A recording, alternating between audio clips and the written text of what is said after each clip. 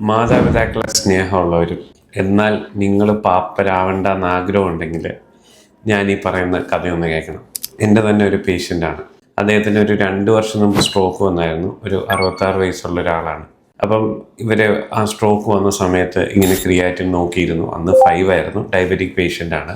പിന്നെ ഒരു 2 വർഷമൊക്കെ കഴിഞ്ഞപ്പോഴത്തേക്ക് ഒരു ശ്വാസം മുട്ടലായിട്ടാണ് വന്നത്. അപ്പോൾ കാലിൽ നീരുണ്ട്, ഓക്സിജൻ്റെ അളവ് കുറവായിരുന്നു. ഞങ്ങളതിനെ പൾമണറി എഡീമ എന്ന് പറയും.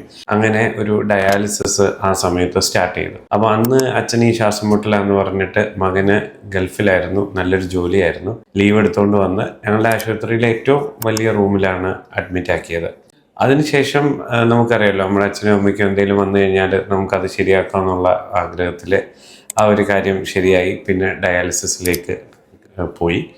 പിന്നെ ഒരു 3 വർഷവും കൂടെ മുമ്പോട്ട് പോയി. അപ്പോൾ ഇതിൻ്റെ ഇടയ്ക്ക് ഒരു വട്ടം കൂടെ സ്ട്രോക്ക് വന്നു. അങ്ങനെ 2 വട്ടം ശ്വാസമുട്ടൽ വന്നു. ഇങ്ങനെയൊക്കെ ICUവിൽ അഡ്മിറ്റായി. അപ്പോൾ ഇവർക്ക് ഇൻഷുറൻസോ കാര്യങ്ങളോ ഒന്നും ഇല്ലായിരുന്നു.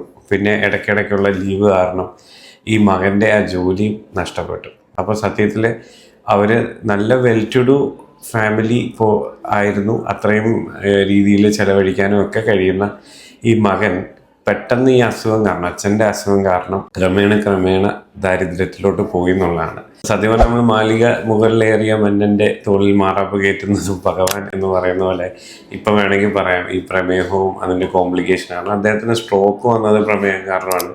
കിഡ്നിയുടെ അസുഖം വന്നത് പ്രമേഹം കാരണമാണ്. ഹാർട്ടിൻ്റെ പമ്പിങ് കുറഞ്ഞു പോയത് പ്രമേഹം കാരണമാണ്. അപ്പോൾ നിങ്ങളുടെ പേരൻസിനെ നിങ്ങൾക്ക് ഇഷ്ടമുണ്ടെങ്കിൽ, നിങ്ങൾക്ക് എന്തായാലും നിങ്ങൾക്ക് ആത്മാർത്ഥമായിട്ട് ഇഷ്ടമുണ്ടെന്ന് എനിക്കറിയാം. നമുക്കെല്ലാം നമ്മുടെ അച്ഛനും അമ്മയ്ക്ക് എന്തെങ്കിലും വന്നാൽ സഹിക്കത്തില്ല. നമ്മുടെ ജോലിയെല്ലാം കളഞ്ഞ് നമ്മളതിനെ ശരിയാക്കാനും നേരെയാക്കാനും ഒക്കെ ശ്രമിക്കും. പക്ഷേ നിങ്ങൾക്ക് ഇപ്പം നമുക്കൊരു കരുതലെടുക്കാം. നിങ്ങൾ പ്രമേഹ രോഗികളായ മാതാപിതാക്കളുണ്ടെങ്കിൽ അവരുടെ പ്രമേഹം നിയന്ത്രിതമാണോ എന്ന് ചെക്ക് ചെയ്യണം. ഈ HbA1c 7-ൽ താഴെ കീപ്പ് ചെയ്യാനായിട്ട് ശ്രമിക്കണം. അല്ലാതെ നമ്മൾ ഇതെല്ലാം വന്നു കഴിഞ്ഞിട്ട് നമ്മൾ എത്ര കണ്ട് ശരിയാക്കാൻ നോക്കിയാലും നമുക്ക് കണ്ടുകൊണ്ടിരിക്കാനേ പറ്റത്തുള്ളൂ. ഒരിടത്ത് നമ്മുടെ പേഷ്യൻസിൻ്റെ ബുദ്ധിമുട്ട്, മറുവശത്ത് ഓരോ ബുദ്ധിമുട്ടുകൾ വന്നുപോയി നമ്മൾ ക്രമേണ നമ്മുടെ കയ്യിലെ പൈസയും സേവിങ്സും എല്ലാം നഷ്ടപ്പെട്ട് നമ്മുടെ പൈസയും നഷ്ടപ്പെടും, നമ്മുടെ അച്ഛനെയും നമുക്ക് അല്ലെങ്കിൽ അമ്മേനെയും നഷ്ടപ്പെടും ഒത്തിരി വേദനകളിലൂടെ.